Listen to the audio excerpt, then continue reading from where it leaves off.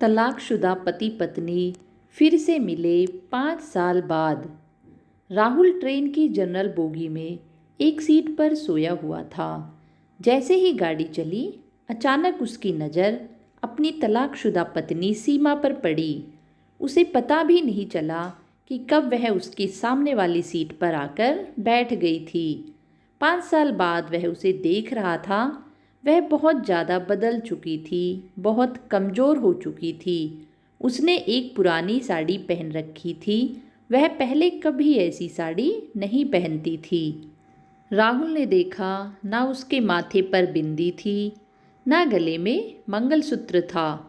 तो क्या अभी तक उसने दूसरी शादी नहीं की? क्या वह भी मेरी तरह अकेली रह रही है? राहुल यह सब सोच ही रहा था कि सीमा की नज़र राहुल पर पड़ी। राहुल ने अपनी नज़रें तुरंत ही दूसरी तरफ फेर ली। फिर पता नहीं थोड़ी देर बाद राहुल अपनी सीट से नीचे उतरकर सीमा के पास बैठे हुए लड़के से बोला, तुम मेरी ऊपर वाली सीट पर बैठ जाओ। लड़का मान गया और राहुल सीमा के पास आकर बैठ गया और बोला, कैसी हो सीमा?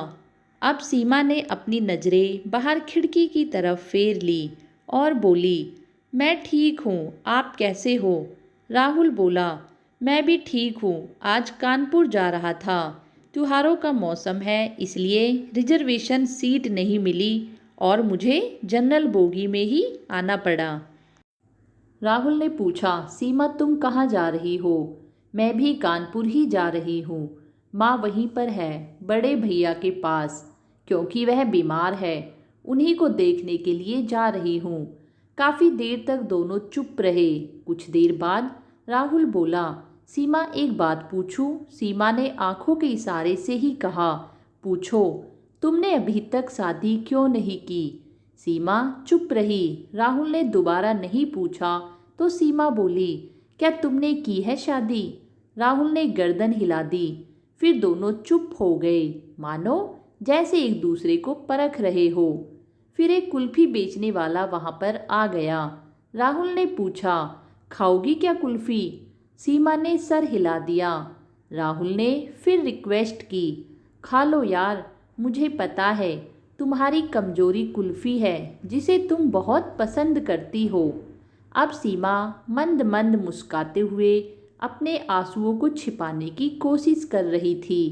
राहुल यह सब जानता था कि जब सीमा का रोने को दिल होता है तो वह धीरे धीरे मुस्कुराने लगती है। राहुल दूसरी तरफ देखने लगता है।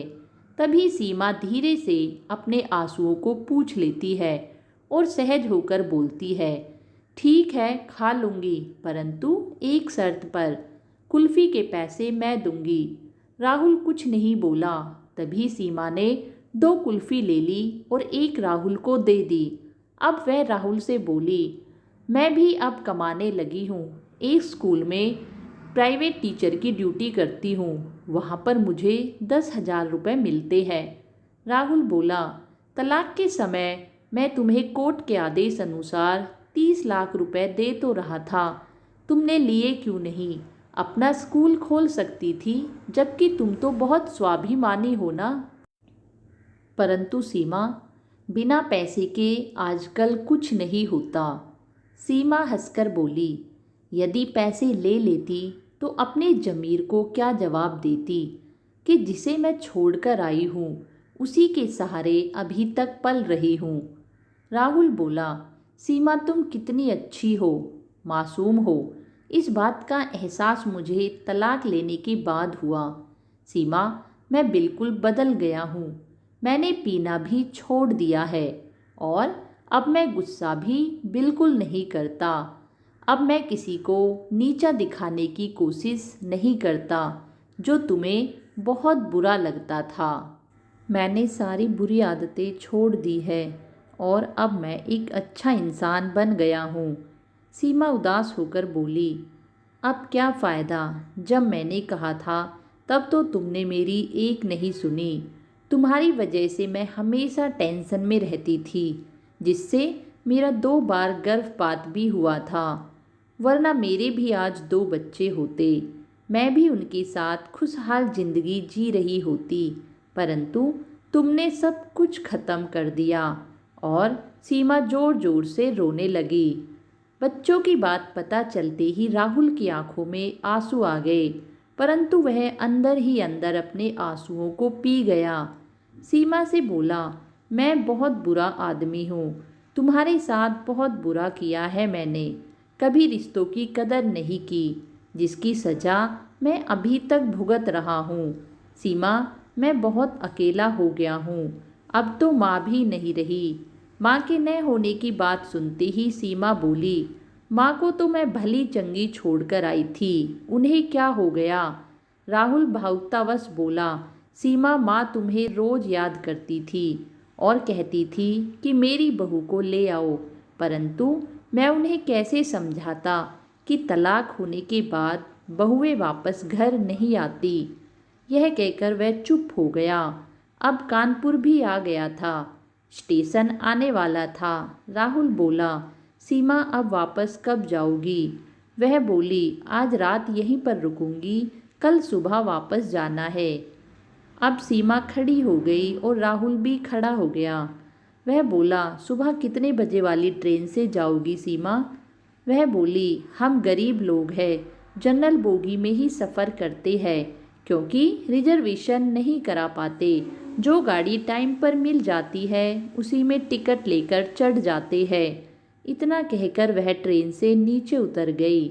राहुल अपना सूटकेस संभालता हुआ उसके पीछे पीछे चल दिया और बोला, सीमा, यदि तुम कहो तो मैं कल सुबह 2 सीटों का रिजर्वेशन करा लेता हूँ, पर मैं जानता हूँ तुम मेरे साथ नहीं चलोगी, परंतु मैं तुम्हारे साथ चलना चाहता हूँ, इसलिए मैं तुम्हारे साथ ही जनरल में ही जाऊँगा।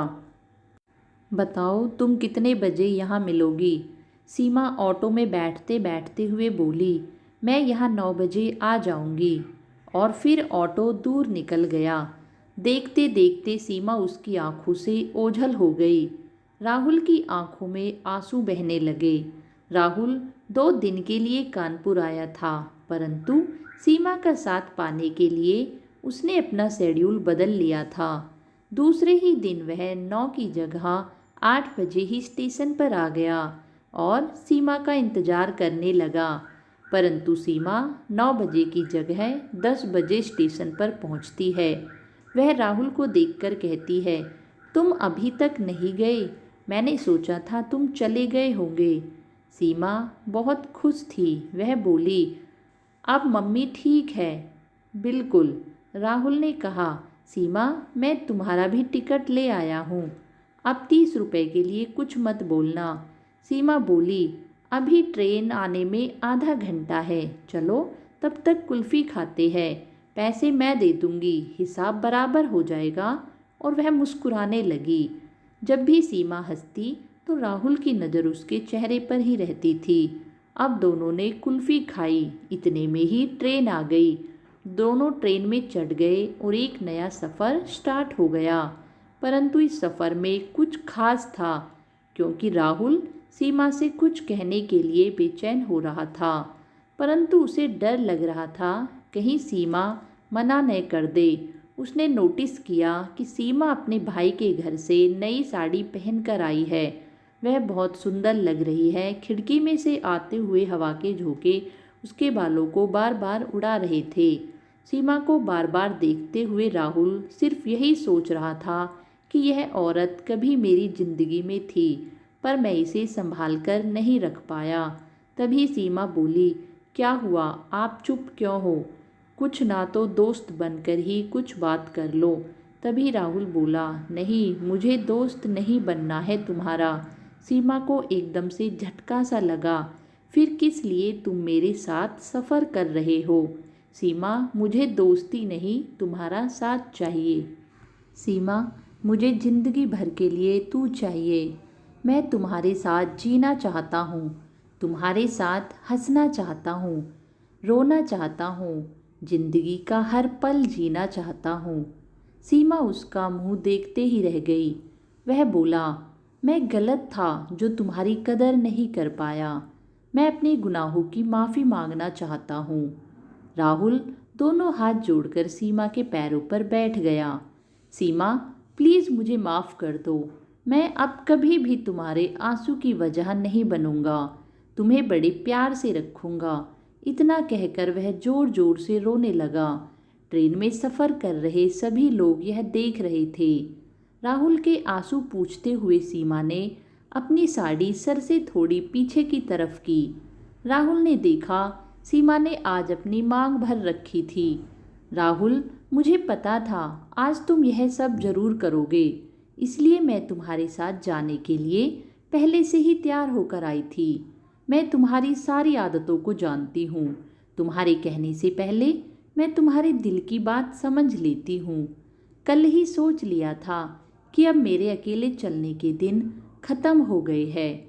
मेरा जीवन साथी लौट आया है। मैं अब अकेले ज़िंदगी नहीं काट सकती। मुझे भी तुम्हारे साथ जीना है।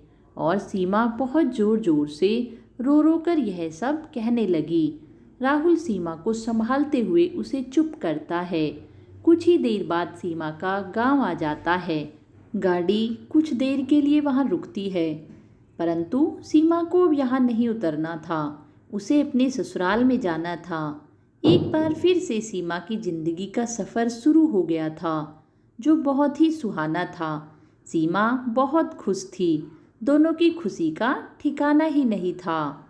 दोस्तों, मुझे आशा है कि आप सभी को इस कहानी से बहुत कुछ सीखने को मिला होगा।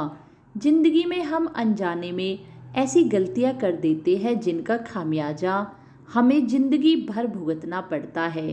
पति पत्नी जिंदगी की गाड़ी के दो पहिए होते हैं। अकेला पहिया गाड़ी नहीं खींच सकता, इसलिए दोनों को मिलजुल कर अपनी जिंदगी की गाड़ी को चलाना चाहिए। पति पत्नी के रिश्ते में अहंकार नहीं होना चाहिए, सिर्फ प्यार होना चाहिए। एक दूसरे के प्रति इज्जत होनी चाहिए, तभी आपका रिश्ता सफल होगा। दोस्तों, यदि कहानी पसंद आए तो मेरे चैनल को लाइक एंड सब्सक्राइब अवश्य करें। आपका बहुत बहुत धन्यवाद।